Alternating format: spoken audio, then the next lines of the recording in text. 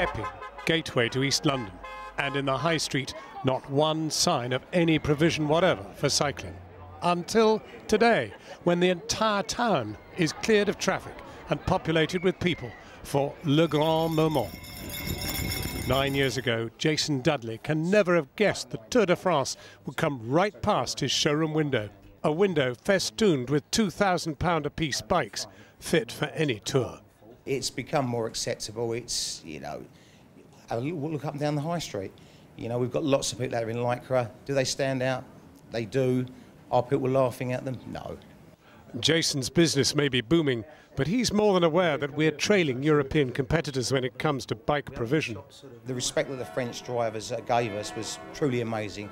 We'd often roll into a little town, up to a junction, the cars will stop and wave you through. Out onto the street, and when it comes to cycling, in the end, worries about safety far exceed battling obesity, staying in shape and getting to work quickly. Cars don't realise that we're in the road some of the time, so they go past very close. There needs to be more consideration made when they are planning, and it's horrific, all the accidents you hear about. You become quite aware of what the cars are going to do, so you don't put yourself in a dangerous position. Seasoned hands don't give a damn. I put it with the risk, I think, yeah. You like the risk? Yeah. I mean, but you have to be visible. And some younger women too. How far do you cycle to work? How far? Canary Wharf.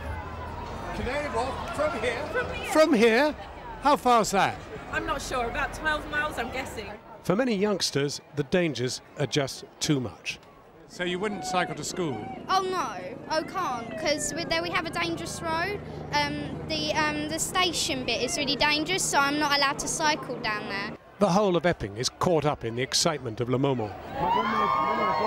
Tens of thousands fill the streets. The excitement is palpable. The riders are 20 minutes late. The question is whether this persistent upswell of excitement around cycling is really going to persuade either people or politicians to go for a complete transformation in how we move about. As the macho French gendarmes, the cycling backup teams and the rest race past ahead of the peloton, we have to recognise that the enthusiasm for cycling itself may have already plateaued for lack of provision. And then there are the deaths and injuries. A decade ago, there were fewer than 2,500 serious injuries. Last year, it was well over 3,000. But for now, it's life, and life at high speed. The breathtaking moment when sinew, sweat, spirit and machine combine to push human endurance to the very outmost limits.